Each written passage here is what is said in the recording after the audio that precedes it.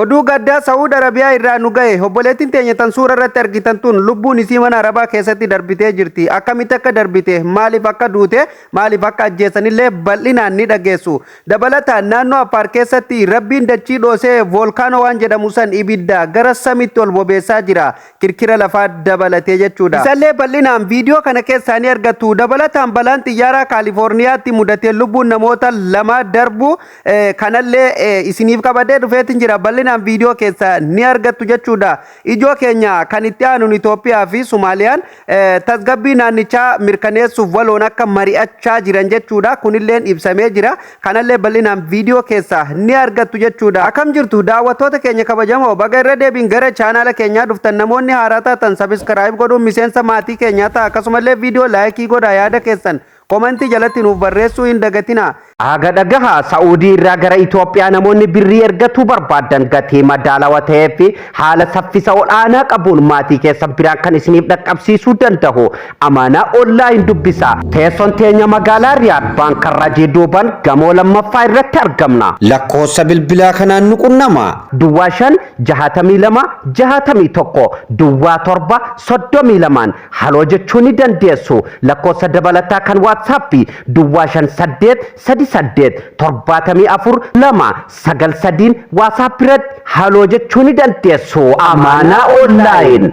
Egaan daawwattoota keenya kabajamoo jalqaba irratti waa'ee obboleettii keenya kan Saudi Arabiyaa keessatti lubbuun isii darbite kana rabbi warra jannataa haa godhu isiif haa araaramu jechaa jechuudha. Maatii isillee rabbi haa sabbarsiisu jechuu barbaanna. Akkasumallee gadda nutti dhagame ibsatu barbaanna jechuudha. Baay'ee nama gaddisiisa jechuudha. Akkuma nama tokko nan dalagadda jettee isheelleen biyya kan baate jechuudha. Garuu mana Arabaa keessatti lubbuun darbuun baay'ee kan nama gaddisiisa. Ijoolleen keenya kan shamaraa jechuudha. Yeroo baay'ee irra deddeebiin kun haaraa miti jechuudha. Haa ta'u garuu haalli isee lubbuun isii itti darbite baay'ee kan namatti dhagamuu fi baay'ee kan nama gaddisiisudha jechuudha.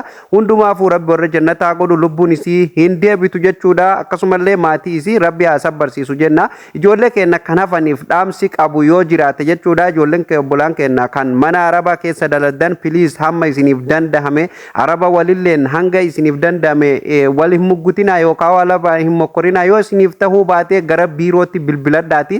Ijoolleen xalamaan dhuftan jechuudha. Kontoraataan dhuftanii gara biyyaa akka isin deebisan godha jechuudha. Araba waliin hin dubbatina jechuudha. Arabni amma akka durii miti baddee jirti jechuudha. Jireenya qaalawee waliinii jechuudha.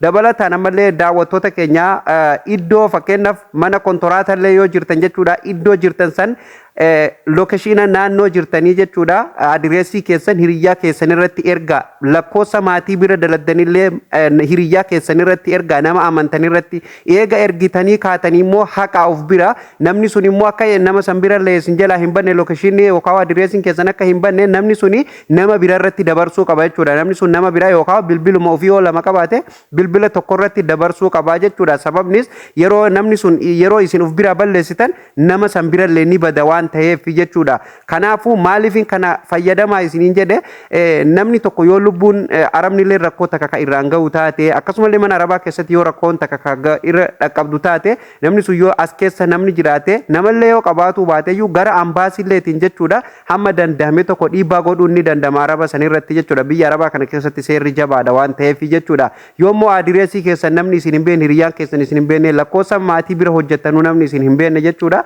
Waan tokko dhiibballee namni isiniif gargaarulleen hin jiru jechuudha. So kanaafuu ijoolleen amma warri Habashaa kan fakkeenyaaf Itoophiyaa ijoolleen warra Habashaa kun ganti soddaa kun jechuudha nurra sammuu qaban dhugaa rabbi. Maaliif yoo jettan amma namoonni mana tokko hojjetan ni beektan jedhee yaada. Osoma as hojjetanu adireesiin isaanii guutuun osoma Arabaan nagaa walii qabanuu bar hiriyyaa isaanii bira jira jechuudha. Wanni hundi jechuudha lakkoofsa Araba bira dalaganii hundaa'u jechuudha. Maaliif waan namarra ga'u gatii hin beekneef jechuudha. Kanaafuu jechuudha amma isiniif dandamee lakkoofsa maatii bira jirtaniitii fi adireesii keessan hiriyyaa keessan irratti ergaatuma dhiisa akka waaqaan beekanii haadha waaqaan naan jedha jette jaartiin duraanii. Kanaaf waan dhufaa hin beekanii haala saniin kaaniif rabbuma nama eegaa hamma isiniif danda'ame uf eeggadha isinin jecha kuni dhaamsa kiyya. Kana kanumaan xumurree keessaa baana ijoo keenya lammaffatti yoo isin dabarsu jechuudha har'a gaa akkuma beekamu jechuudha dachiin Affaar jechuudha akka malee volkaanoo lafa keessaa dhoowun jechuudha bishaanii fi ibiddi kan wal makatu jechuudha rabbi waan akkasillee nama ittiin deebisinii namallee ittiin argisiisinii kuni balaa addaati balaa rabbiin samii gubbaa namatti gadi buuse dachii keessaa ibiddi boba'ee waaqatti oloo deemaa kuni alaamaa qiyaamaa kan baanan sani jechuudha of yaadatuutu ilma namarra jira jechuudha akkuma beekamu jechuudha naannoo Finfinneetii fi akkasumallee naannoo Awaash akkasumallee karaa Fantaalleetti kirkirri lafaa torbaan kana keessa fu jechuudha baatii lamaan sadeen kana jechuudha akka malee Itoophiyaa keessatti kirkirri lafaa guddaan uumamaa jira jechuudha keessafuu kana isinillee hin gabaasne malee gara Fantaallee faan oduun nugaa jirtu baay'ee waan gura namatti hin tolle namoonni hedduun buqaa jira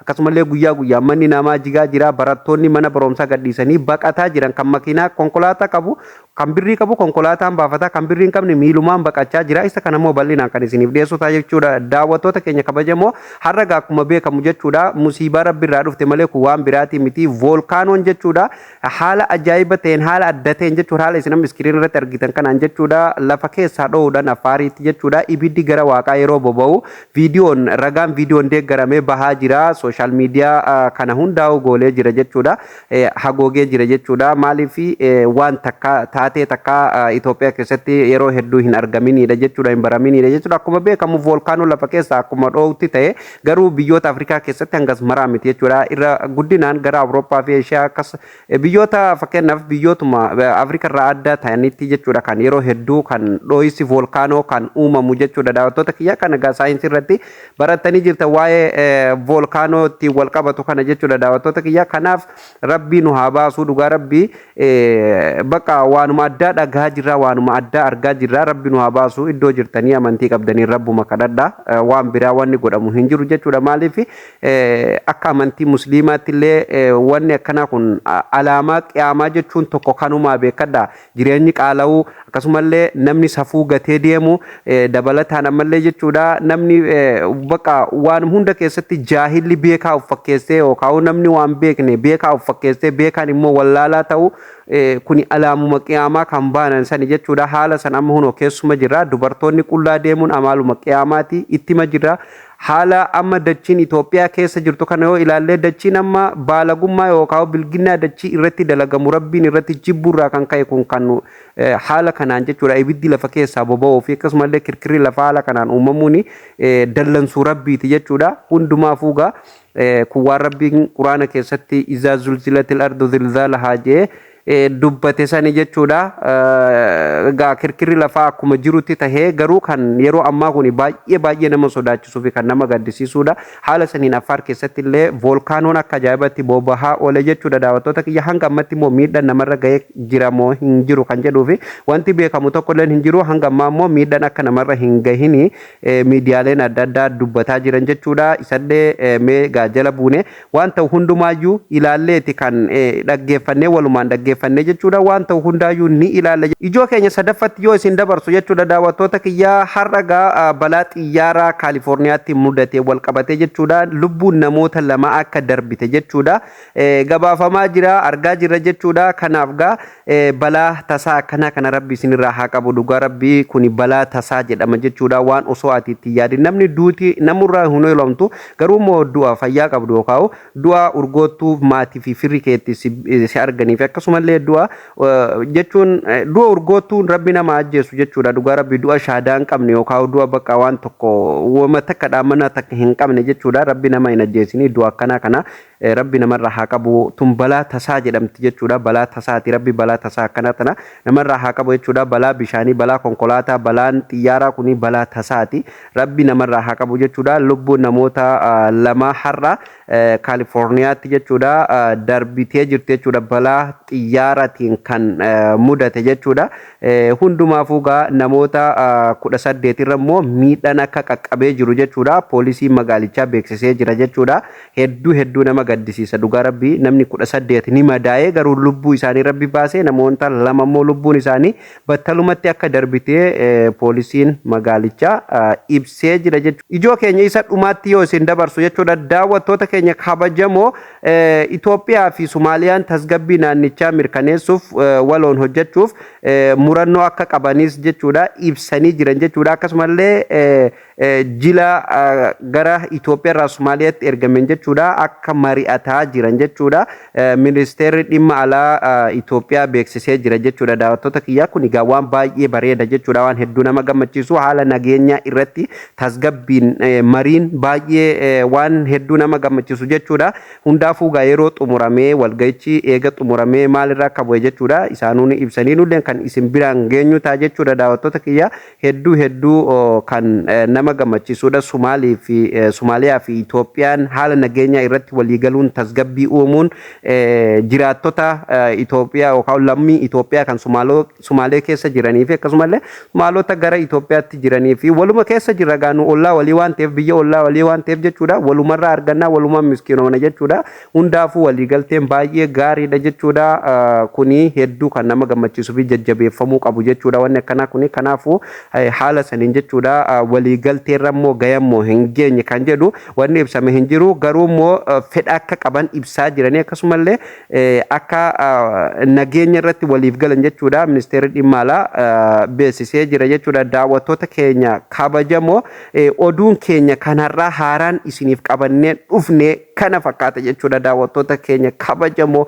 akka isinitti tolu abdii qabna jechuudha. Akka warraa baratanillee abdii qabna. Ilbii ijoo qofa guyyaa guyyaan wanta haaraa ta'e qofa kan qabannee isinii dhufnu jechuudha. Maarree isinilleen waan Oromoof Oromiyaa irratti Itoophiyaa keessatti akkasumallee addunyaa kanarratti ta'e tokko haaraa guyyaa guyyaan dhaga'uu yoo barbaadan filannoon keessan chaanala Oromaan haa ta'u subscribe godhaa miseensa maatii keenya ta'uu hin dagatina akkasumallee viidiyoo laayikii godhaa yaada keessan komentii jalatti nuuf barreessu hin dagatina isiniin jenna. Daawwattoota keenya kabajamoof jaallatamoo har'a kan isiniif qaban asumarratti kan goolabamu ta'a. Viidiyoo itti aanuun hamma walitti deebinutti horaa bulaa liibana.